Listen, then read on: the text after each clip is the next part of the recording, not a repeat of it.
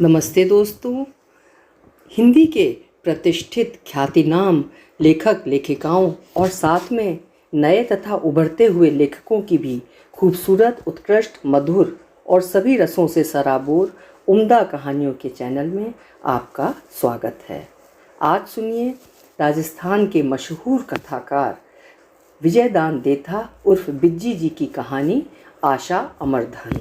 ये उनकी प्रसिद्ध कहानियों में से एक कहानी है और बहुत ही लाजवाब कहानी है।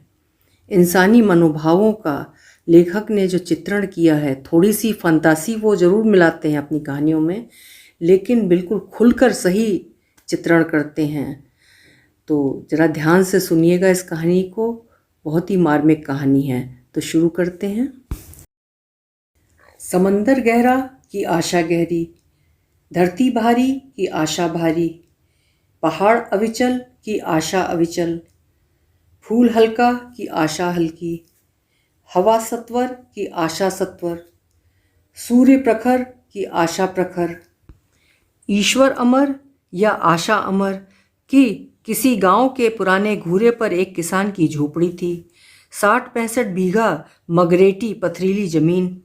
मारवाड़ में बादलों के भरोसे पानी की बजाय दूसरे तीसरे बरस कर्रा या अकाल तो निश्चित टपकते हैं। इस जोखम से बचने के लिए नासमझ ने एक बनिए को बोहरा थरप काटा, मिति और चक्रवर्ती ब्याज की दर से कुआं खोदने का दुस्साहस किया। घुटने के बीच दबा बकरा कसाई के हाथ की छुरी से बचे तो 9 कूटी मारवाड़ का किसान बोहरे के कान में खोसी कलम से बचे। कुएं में सहजे का पानी, बोहरे का कर्ज, पांवों के नीचे मगरेटी जमीन, ऊपर आकाश में अविश्वासी बादल, घर में प्रतिवर्ष ब्याने वाली जोरू और 8वें प्रहर नोचने को ठाकुर। इन 6 दुश्मनों के चंगुल में स्वयं भगवान भी फंस जाए तो मुंह में तरण लेकर उसे 100 बार शिकस्त खानी पड़े। फिर मारवाड़ के जन्म दुखियारे किसान की तो बिसात ही क्या। पीढ़ियों की अखूट विपदाओं के बीच उस हतभागे किसान के सिर पर एक आफत और ढह पड़ी। प्रतिवर्ष प्रसव से उत्पीड़ित घरवाली तो 2 रोते बिसूरते बैरियों को पीछे छोड़कर उस नारकीय जिंदगी से हमेशा के लिए छुटकारा पा गई। पर रक्त संबंधों की पुश्तैनी आत्मीयता का दावा करते हुए परिजनों ने किसान की भलाई के निमित्त उसका नाता करवा दिया। सौतेली माँ का शुभागमन मौत की अपेक्षा अधिक भयानक होता है। अबोध बच्चे माँ और दुमाद की ममता का भेद क्या जाने। पर बड़े अचरज की बात कि वे बाप के बदलते स्वभाव और उसकी नज़र को अजाने ही भाप गए। 2 बरस की बहन दुमाद की मार खाते खाते आखिर 1 बरस के वीर को बहलाना रमाना सीख गई। यूं ढरकते आंसुओं, दुमाद की खीज और मारपीट के बीच सचमुच 1 बरस बीत गया। बहन 3 बरस की हो गई और भाई 2 बरस का। बहन भाई की आंखों को निस्दिन बरसते देखकर बरखा बरसने से डर गई। किसानों की भूखी प्यासी आंखें हरदम रीते आकाश की ओर ताकती रहीं, पर बादलों के दर्शन नहीं हुए सो नहीं हुए। कुएं में सहजे का पानी तो बादलों के आसरे ही टिकता है। बनिए का ब्याज तो चालू था, मगर सहजे का पानी खूट गया और किसान की आंखों के स्रोत चारों ओर से खुल गए। यदि किसान के साथ साथ आंखों का पानी भी समाप्त हो जाता तो उस हतभागे किसान के लिए आफत विपदाओं की आंच से बचना दूभर था। माँ बाप ने सलाह सूत विचार कर मालवा जाने का मानस बनाया। सद्व्यवहार, शिष्टाचार या दिखावा जैसी फालतू बातों से माँ का दूर दराज तक कोई सरोकार नहीं था। कसैली वाणी में पति को अपने ओजर की बात बताई। इन जमदूतों को साथ लें तो मालवा में भी चैन नहीं मिलेगा। इन्हें यहीं मार मूर कर खिसक जाएं तो ठीक रहेगा। घरवाली के लक्षण जानते हुए भी उसके मुंह से ऐसी अनहोनी बात सुनकर एक बार तो वो भौचक रह गया। न वो कोई दुस्वप्न या आल जंजाल का भुलावा नहीं, प्रत्यक्ष निरावृत सच्चाई थी। फिर अनसुनी या अनदेखी कैसे करता। न चाहते हुए भी वो एड़ी से चोटी तक कांप गया। कौन जाने कब किस तरह यह बिजली कड़क उठे। उसने सहज सामान्य रहने की असफल चेष्टा करते हुए अटकते अटकते कहा, गुस्सा आने पर तुझे कुछ भी होश नहीं रहता। क्या कह रही है तू। अपने ही जाए जन्मे बच्चों के साथ ये अकर्म कैसे करूं। लेकिन सौतेली माँ तो पूरे होश हवास में थी। बहुत सोच विचार कर वो इस नतीजे पर पहुंची थी। अपनी सुख सुविधा और स्वार्थ के परे उसे कुछ सूझता ही नहीं था। मानवीय संस्कारों का आधिपत्य ऐसा ही निर्मम और निर्व्यक्तिक होता है। तब क्या करती, क्या कहती बेचारी। उसे कहीं कुछ भी अनहोनी नजर आए तो उसका उद्विग्न होना स्वाभाविक था। नितांत नैसर्गिक भाव से उसने समाधान सुझाया। तुम्हें हाथ लगाने की भी जरूरत नहीं, मैं बड़ी सफाई से सारा काम सल्टा दूंगी। आकाश वैसा ही अविचलित रहा। धूप उसी तरह चमकती रही, हवा अपनी चाल से बहती रही, मगर बाप के सांस उसांस में मामूली कठिनाई पैदा हो गई, जैसे गले में कहीं कुछ फंस गया हो। सहमती वाणी से कहा, इस अकरम की खातिर मुझसे तो हाँ भी नहीं भरी जाती। बहुत कमज़ोर दिल है मेरा, तेरे जितनी हिम्मत मुझ में नहीं है। फिर माथे पर 16 हाथ के सूत का ये बोझ उठाए क्यों फिरते हो? ताने तिसने के लहजे में वो कहने लगी। हाथों में चूड़ियाँ डालकर लहंगे ओढ़नी का वेश पहन लो। गलती से तुमसे पूछ बैठी, आज पता चला तुम कितने कायर हो। ये बैन सुनाकर घरवाली बड़े रुआब से झोपड़ी की ओर बढ़ी। पति ने साहस जुटाकर उसका हाथ पकड़ा। विगलित स्वर में बोला, भली मानुस, इन बच्चों पर नहीं मुझ पर तो थोड़ी दया विचार। खामख्वाह में ये बाल हत्याएं अपने माथे क्यों उड़ रही है? मेरा कहाँ मान तो एक जुगत बताऊं। उसने तो कहीं किसी पोसाल में लिहाज मुरव्वत की 12 खड़ी सीखी नहीं थी। पलटकर जवाब दिया, अपनी जुगत अपने पास रखो, इन सपोनों को मैं हरगिज साथ नहीं लूँगी। पति ने सफाई देते कहा, मैं साथ ले जाने की बात नहीं करता। हत्या का पाप भी ना लगे और इन अभागों से पीछा छूट जाए, ऐसा उपाय बताऊं तो मानेगी? उसका रुख मामूली नरम हुआ। इधर उधर झांकते बोली, पहले कुछ कहो तो पता चले। मानने जैसी बात होगी तो जरूर मानूंगी। बताओ, तुम्हारा कहा मैंने कभी टाला? तेरी होड़ तो फकत तू ही करती है, मेरे घर की लक्ष्मी जो है। घरवाली को फुसलाने के भाव से उसने कहा, हम सबका भला तू नहीं सोचेगी तो और कौन सोचेगा? बस 8-10 सोगरों और हंडिया भर राब से सारा काम सलट जाएगा। हम आज ही मालवा के लिए रवाना हो सकते हैं, कोई दिक्कत नहीं। बाहर खूंटा लगाकर बच्चों को भीतर छोड़ देंगे। छींके में राब की हांडी और सोगरे धरकर इन्हें अधीठ किस्मत के हवाले कर दें। फकत विदा होते समय तू जरा लाड़ से पुचकार कर कहना कि दिहाड़ी लेकर सांझ को वापस आ रहे हैं। अबूझ बच्चे कुछ दिन तक हमारी बाट देखते रहेंगे, फिर भूखे प्यासे अपने आप ही सूख कर पिंजर हो जाएंगे। बहलाने से वो रोएंगे रीकेंगे नहीं। बता, मुझे कैसा उपाय सूझा? सवेरे की ताजी धूप उसी तरह मुस्कुराती रही, हवा इठलाती रही, गुलाबी आकाश वैसा ही निश्चल रहा। घरवाली ने खुश होकर फतवा दिया, आज पहली बार तुम्हारे मुंह से समझदारी की बात सुन रही हूँ। पति ने मुस्कुराने की असफल चेष्टा करते हुए कहा, तेरी संगत के बाद ही मुझ में ये समझ आई है। सियार की प्रशंसा से जब शेर भी खुश हो जाता है, फिर वो तो औरत की जात थी। बुझी बुझी चाल से झोपड़ी में जाकर सगी माँ के उन्मान सौतेले बच्चों का लाड़ दुलार किया। लुगड़ी के पल्लू से उनकी आंखें पोंछीं, अपने मेहंदी लगे हाथ से उनका मुंह धोया, आंखों में काजल सार कर उन्हें पुचकारा, गुड़ के समान मीठी वाणी में उन्हें बहलाया, ये सोचकर कि अब तो इन दुष्टों से पीछा छूट जाएगा। यदि इतने में ही पति खुश हो तो क्या बुरा है? अपने सगे बेटों से ही जिसने नाता तोड़ लिया, तब उससे झगड़ने में क्या देर लगेगी? लुगाई का ऐसा ताबेदार ढुलमुल पति बड़ी मुश्किल से मिलता है। राब से भरा एक कुल्हड़ और 5-7 सोगरे उसने ऊपरी मन से छीके में रख दिए। पिता का मन धीरज नहीं रख सका तो उसने फिर मिन्नत की, 8-10 सोगरे और धर दे, कुल्हड़ की बजाय राब से हांडी भर दे। कैसी भोली बातें कर रहे हो? पति का मखौल उड़ाते मुस्कुरा कर बोली, इस खाने से तो पूरे बरस की गरज सरेगी नहीं। ये सपोले 5 दिन में ठिकाने लगे तो वही बात, और 10 दिन में ठिकाने लगे तो वही बात। आखिर एक दिन तो ये मर खूटेंगे ही।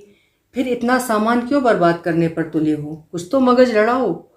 पति ने अपनी भूल मंजूर की। सोचा, ये करकशा कहीं बिफर गई तो जुदाई की बेला बच्चों को पीटे बिना नहीं मानेगी। पति के अंतस में दुबका हुआ बाप फिलहाल उन्हें हंसता मुस्कुराता देखना चाहता था। पीछे अधीठ में चिल्लाकर मर भी जाए तो कौन देखने आएगा? इनकी मौत किसी भी तरह टलने वाली नहीं है। यदि इस समय लाड़ दुलार से पुचकारते हुए प्रस्थान करें तो अकुलाते मन को तनिक राहत मिलेगी। होशियार घरवाली ने पति के मन की बात ताड़ ली। उसका मन रखने की नीयत से दोनों बच्चों का माथ सहलाया, गालों पर चुम्मे दिए। चाशनी की नाई मीठे स्वर में मुस्कुराते बोली, मेरे सयाने बच्चों, तुम आपस में लड़ना नहीं, रूठना नहीं, एक दूजे से प्रेम करना। हम मजूरी करके सांझ की बेला वापस आ रहे हैं। तुम्हारे लिए 2 झुंझुने लाएंगे, खूब खेलना रमना। छींके में राब और सोगरे पड़े हैं, भूख लगे तो खा लेना। टिमची पर पानी की मटकी भरी है, प्यास लगे तो पी लेना। मेरे राज दुलारों, अब हम जाएं? बच्ची ने गर्दन हिलाकर हामी भरी। बच्चे ने तनिक मुस्कुराकर अपनी रजामंदी दर्शाई। टिमची और छींका दोनों ही इतने ऊंचे थे कि किसी का भी हाथ वहां नहीं पहुंचता, और न इन्हें ऐसी बातों की सूझबूझ ही थी। जो चीज़ आंखों के सामने है उसे प्राप्त करने में कैसी अड़चन। नादान शिशु तो अलभ्य चांद को पकड़ने के लिए भी मचलता है, पर अबोध होते हुए भी आज उन्हें माँ का बर्ताव बहुत सुहाया। झिड़कियों की बजाय ये लाड़ दुलार, ऐसी मीठी बोली, ठोलों की बजाय मीठे चुम्मे, उनकी खुशी का पार नहीं था। माँ ने बेटी की ओर देखकर कहा, तू बड़ी है, छोटे भाई का लाड़ रखना, उससे डाह मत करना। बाहर का खूंटा लगाकर हम जा रहे हैं, सांझ को लौटेंगे, मिलजुल कर अच्छी तरह रहना। तत्पश्चात निरीह पिता ने दोनों बच्चों को गोद में लेकर उनका दुलार किया, उन्हें बार बार चूमा। मुस्कुराने की चेष्टा की तो उसकी आंखें बरबस भर आईं, गला रुंध गया। बाप के चेहरे की ऐसी रंगत देखी तो बेटी माँ की ओर मुड़कर तुतलाते बोली, माँ थोड़ा इधर देख, बापू रो रहे हैं। हमारा सोच करने की ज़रूरत क्या है, हम तो सांझ तक यूं ही खेलते कूदते रहेंगे। मैं अपने भैया को खूब रमाऊंगी। पिता की दाढ़ी पकड़कर अबूझ बच्चा उससे खेलने लगा तो उसकी पत्नी उतावली दर्शाते रूखे स्वर में बोली, अब इस प्यार को फजूल क्यों गंवा रहे हो? चलो, ज़्यादा देर करना ठीक नहीं। झिड़की सुनते ही पति को चेत हुआ। बच्चों को तत्काल नीचे उतारा, फिर युवा पत्नी की ओर याचना भरी दृष्टि से देखकर कहा, भली मानुस, तुझे हाथ जोड़ता हूँ, 5-7 सोगरे और रख दे, रात की हांडी पूरी भर दे। पति की अव्यावहारिक भावुकता से इस बार वो सचमुच नाराज हो गई। आंखें तरेर कर बोली, इन बेहूदी बातों में कुछ नहीं धरा। अपने पास अधिक सामग्री रहे तो वो काम आएगी, यहाँ फालतू गंवाने से क्या फ़ायदा। ये झूठा दिखावा मुझे बिल्कुल अच्छा नहीं लगता। इच्छा न होते हुए भी पिता के मुंह से ये बोल छिटक पड़े, तुझे ये झूठा दिखावा लग रहा है? बता, तू अपने जाए जन्मों को इस तरह छोड़ सकती है? पत्नी को इस प्रश्न का जवाब देने में तनिक भी देर नहीं लगी। सामान्य भाव से कहने लगी, यह झूठा दिखावा नहीं तो और क्या है? तुम अपने जाए जन्मों को छोड़कर जा ही रहे हो। ये तो बखत बखत की बातें हैं, जैसी हवा चले वैसी ओट लेनी चाहिए। बड़े बुजुर्ग यही सीख दे गए हैं, क्या उस पर अमल करना बुरा है? पुरखों की सीख के प्रति स्वामी के मन में कितना मान सम्मान था, ये तो वही जाने, पर घरवाली की बात टालना उसके वश की बात नहीं थी। खूंटा लगने की खड़खड़ाहट सुनी तो बेटी ने उन्हें याद दिलाने के लिए जोर से कहा, बापू शाम को जल्दी आना, हमारे लिए झुंझुने लाना। कभी कभार कर शब्दों को कंठ से बाहर धकियाना भी पहाड़ को धकियाने जैसा दुश्वार हो जाता है। पिता ने होठों ही होठों में कुलबुलाते कहा, हाँ हाँ लाऊंगा। पीपल के पान फरफराते रहे, पंछी इधर उधर उड़ते रहे, धूप चटकती रही, हवा इठलाती रही। कुदरत के नैसर्गिक कार्य में कहीं कुछ भी व्यतिक्रम नहीं हुआ। सूरज की किरणों का मंथन जारी था और पति पत्नी अपनी राह चल रहे थे। घरवाली के सिर पर पाथेय की टोकरी थी, रसोई का और भी अटरम सटरम सामान भरा था, एक आध राली गुदड़ी भी बंधी थी। मजे से मन सवा मन का बोझ था।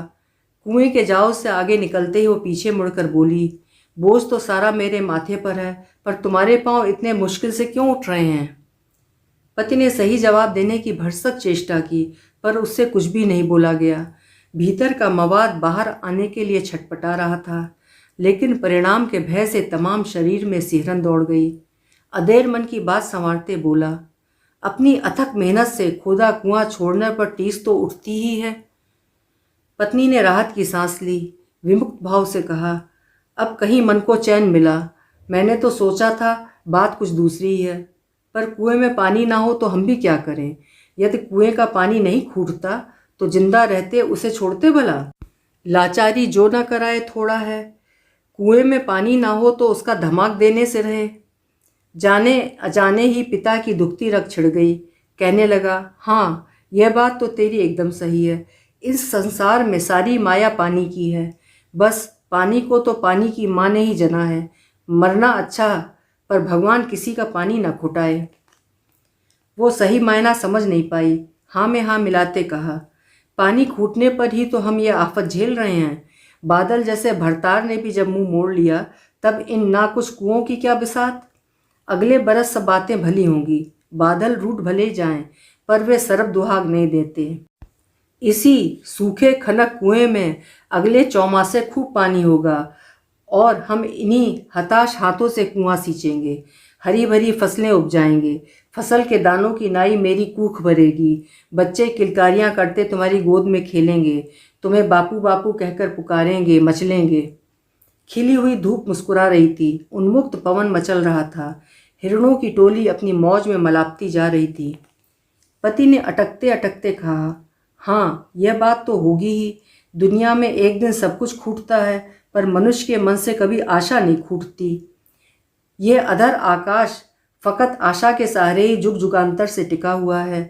फिर पत्नी के पास आकर उसने आग्रह किया, ला ये भार मुझे दे दे, तू काफ़ी थक गई होगी। तुम इस भार की फिक्र मत करो, पति को आश्वस्त करते उसने कहा, बस तेज तेज कदमों से चलते रहो, मैं आसानी से थकने वाली नहीं हूँ। कोई 3-4 एक बांस ऊपर उड़ते हुए जंगली कौओं की पात ने मानो उसकी बात का भरपूर समर्थन किया हो। क्राऊं क्राऊं क्राऊं। पति ने चौंक कर ऊपर देखा तो जरूर, पर क्षण भर के लिए भी रुका नहीं। और यूं चलते चलते आकाश में चारों ओर सांझ घिराई। एक गहर घुमेर बरगद की छां में दोनों विश्राम करने के लिए बैठे। पश्चिम दिशा में हल्के सिंदूरी रंग की लाली फैल रही थी।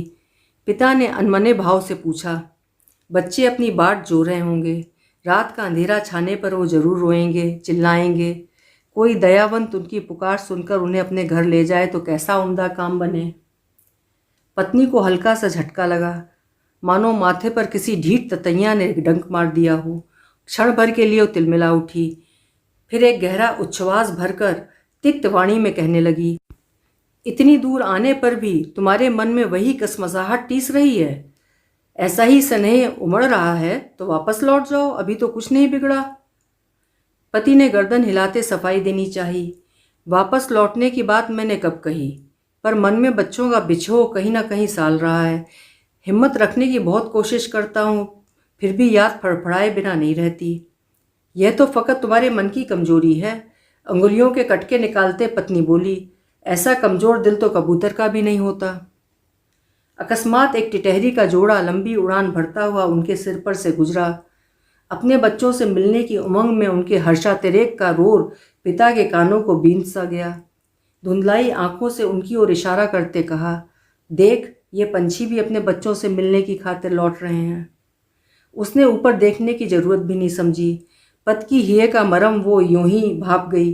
प्रतिवाद करते बोली, बेचारे ये पंछी, जिनावर आदमी की ज़रूरत और चिंता के बारे में क्या समझें, क्या जानें। इनमें इतनी बुद्धि ही कहाँ है जो दूर की सोच सकें, भविष्य की सार संभाल कर सकें, उसे संवार सकें। और तो और ये पानी तक भर कर नहीं रख सकते। हर बार प्यास लगने पर पानी की टोह में भटकते रहते हैं। और आदमी अपनी सुविधा के लिए परिंदे में पानी भर कर रखता है, टाँका और कुआं खुदवाता है। ऊँट, हाथी और घोड़े उनकी ज़रूरत के लिए नहीं, आदमी की खातिर अपनी पीठ पर बोझा ढोते हैं। अपने गले उतरेगा तो अपनी भूख मिटेगी। आदमी का मगज मिला है तो आदमी की तरह सोचो समझो। पति ने मन ही मन फिर अपनी भूल मंजूर की। सांझ का धूमिल अंधियारा धीरे धीरे गहराने लगा था और उधर बच्चों की झोपड़ी में गोधूली का उजास सिमटने लगा तो अटपटी वाणी में भाई ने पूछा, सांझ ढलने में भी कितनी देर है, माँ और बापू कब आएंगे। भाई को आश्वस्त करने के लिए बहन पुचकार कर बोली, सांझ तो उनके आने पर ही होगी, उनके आए बिना भला सांझ कैसे हो सकती है। आधी रात ढलने पर उसने फिर पूछा, क्या सांझ हो गई। बहन उससे थपथपाते कहने लगी, सांझ पड़ती तो माँ बापू आ नहीं जाते, अभी सांझ होने में काफ़ी देर है। और उस झोपड़ी में पूरे बरस तक सांझ पड़ी ही नहीं। उन बच्चों का अडिग विश्वास था कि सांझ पड़ती तो उनके माँ बाप जरूर आते। छीके में सोगरे और राख थी, टिमची पर पानी की मटकी पड़ी थी, पर 12 महीनों तक उन्हें किसी तरह का कोई अभाव महसूस नहीं हुआ। न उन्हें कभी भूख लगी और न प्यास। बहन बार बार भाई से पूछती रही, भूख लगे तो मेरे वीर तू रोना मत, छींके में खाना पड़ा है। प्यास लगे तो तरसना मत, मटकी में पानी भरा है। पर बहन के लाडले वीर को न कभी भूख लगी और न कभी प्यास, और न कभी वो रोया। पर वो बार बार बहन से जरूर पूछ लेता, क्या अब तक सांझ नहीं हुई? और बहन हर बार एक ही जवाब देती, कहाँ हुई, सांझ होती तो माँ बापू घर नहीं आ जाते। बाकी सारी दुनिया में तो हमेशा बखत से ही दिन उगता और बखत से ही ढलता, हमेशा बखत से ही सांझ होती। पर उन अनाथ बच्चों की झोपड़ी में 12 महीनों तक लंबा ही लंबा दिन खिंचता रहा। पूरे 1 बरस के उपरांत ऋतुओं का प्रत्यावर्तन संपन्न हुआ। सावन भादों के दौरान काले कजरारे बादल धरती पर ऐसे बरसे कि कुछ पूछो मत, मानो समंदर ही उलट पड़ा हो। दोनों पति पत्नी छलकते मन से अपने गांव लौट रहे थे। बादलों के पानी का परस पाते ही धरती तो जैसे मुंह बोलने लगी। पत्नी की गोद में 4 महीने का नन्हा बाल गोपाल था। आकाश के बादलों में मीठा पालर पानी था। माँ के भरे भरे स्तनों में अमृत के उन्मान दूध रिस रहा था। हुलसित धरती को ठोकरें मारती, पल्लू से फटकारे देती, वो मस्तानी गति से चल रही थी। अपने कुएं की बाड़ के पास आते ही जब माँ की गोद में ऊँगता बच्चा रोया तो उसका रिरियाना सुनकर बाप की आंखों में आंसू छलक आए। वो रुंधे गले से बोला, तेरा दिल बहुत मजबूत है और मैं बहुत डरपोक हूँ। अब तो वे दोनों सूख कर कंकाल हो गए होंगे। पहले तू झोपड़ी में जाकर उन्हें बाहर फेंकना, मुझसे तो नहीं देखे जाएंगे। बस इतनी दया और कर दे तो मैं तेरा एहसान नहीं भूलूंगा। इसमें दया और एहसान की क्या बात? पतिव्रता जोरू विनम्र स्वर में बोली। पति का कहना तो औरत को मानना ही पड़ता है। मुझे यूँ भी घर का फूस कचरा साफ करना ही है, इसमें हिम्मत जैसी कोई बात नहीं। तुम कन्हैया को कुछ देर गोदी में रखना, मैं सारा काम सुथराई से सलटा दूंगी। बादलों में छिपे सूरज की धूप आंख मिचौनी खेल रही थी। कभी कभार बिजली कड़क उठती। अलसाई हवा ठंडी ठंडी सांस ले रही थी। बबूल के नीचे छतरी ताने मोर नाच रहा था। पत्नी तेज तेज कदमों से और पति सिहरते धूजते पांवों से झोपड़ी के पास पहुंचे तो उन्हें भीतर कुछ फुसफुसाहट सुनाई दी। कानों पर यकायक भरोसा नहीं हुआ। बाहर का कूंटा जस का तस लगा हुआ था। आंखों पर अब भरोसा भी कैसे करें? कहीं भूत पलीतों की लीला तो नहीं है? माँ कच्ची दीवार से कान सटाकर सुनने लगी। सचमुच झोपड़ी के भीतर किसी बच्चे की आवाज़ सुनाई दी। माँ बापू क्यों नहीं आए? क्या अब तक सांझ नहीं हुई? बच्ची ने लाड़ से दुलराते ढांढस बंधाया। मेरे लाडले वीर, अभी सांझ कहाँ हुई? सांझ होती तो माँ बापू वापस नहीं आते क्या? तू थोड़ी हिम्मत रख, वे हमारे लिए 2 झुंझुने लाएंगे। बच्चे ने हट किया। दोनों झुंझुने मैं लूँगा। हाँ, दोनों ही तू लेना, बच्ची ने उत्साह से कहा। झुंझुने तुझसे बढ़कर थोड़े ही हैं। भूख लगे तो मुझे बता देना, प्यास लगे तो चुप मत रहना। छींके में रोटियां और राब पड़ी हैं, टिमची पर मटकी धरी है। माँ के कानों में जैसे किसी ने उबलता तेल उड़ेल दिया हो। उसके पास ही हतप्रभ सा बाप खड़ा था, गुमसुम, संज्ञा विहीन। उसके मन में खुशी अधिक हुई, दुख अधिक हुआ कि अचरज अधिक हुआ, खुद उसे भी कुछ पता नहीं चला। माँ ने उतावली से कूंटा खोला। खड़खड़ाहट सुनकर दोनों भाई बहन खुशी में तालियां बजाते हुए नाचने लगे। सांझ हो गई, सांझ हो गई, माँ बापू आए, हमारे लिए झुंझुने लाए। पर झुंझुने के बदले उनके गालों पर 2-2 तमाचे इनायत हुए। रोष के मारे वो दांत पीसते बोली, दुष्ट हरामजादों, तुम अभी तक जीवित हो, मरे नहीं। तुम शैतानों से तो मौत भी बिदकती है। माँ का इतना कहना हुआ कि दोनों बच्चे चकरगिन्नी खाकर अधेर नीचे लुढ़क पड़े। माँ का विकराल रूप देखकर मौत ने उन्हें तुरंत गले लगा लिया। बाप ने भी पागल की नाई उन्हें खूब झिंझोड़ा, तब भी उनकी आंखें नहीं खुलीं, मानो विश्व जगत के समूचे आलोक को वे अपने भीतर लील रही हों। कुदरत किसी के लिए भी आहत या संतप्त नहीं होती। वो तो अपनी मौज से अपने हर कार्य व्यापार में मशगूल रहती है। उसकी मौज हो तो बरसे, ना हो तो सूखा पड़े। पर उस दिन वो अपनी मौज में झमाझम बरस रही थी। बादल अपनी गर्जन तर्जन में मगन थे। बिजलियां रह रहकर अपनी मौज में दमक रही थीं। बाहर धरती की सौंधी गंध महक रही थी और झोपड़ी के भीतर हांडी में राख की फफूंद मार धधक रही थी। सोगरों पर दीमक की परतें उभर आई थीं और टिमची पर रखी मटकी का पानी मटकी में ही निशेष हो गया था। यदि पड़ी पड़ी मटकियाँ यों पानी सोखती रहें तो प्यासे गलों का क्या हाल होगा। ये मामूली सा प्रश्न आज भी युग युगांतर से अनुत्तरित है, क्योंकि समंदरों के होंठ सिले हुए हैं और बादलों के कंठ अवरुद्ध हैं। ये थी आज की कहानी दोस्तों। इस कहानी में लेखक ने कितनी आसानी से आपको समझा दिया कि आशा या विश्वास में कितनी शक्ति होती है, उम्मीद में कितनी ताकत होती है। तभी तो कहते हैं कि उम्मीद पे दुनिया कायम है। और इसी उम्मीद से मैं भी चल रही हूँ कि आप मेरे चैनल को ज़रूर सब्सक्राइब करेंगे, और मेरी प्रस्तुति अगर आपको अच्छी लगती हो तो कहानियों के इस सफ़र में हमेशा मेरे हमसफ़र रहेंगे।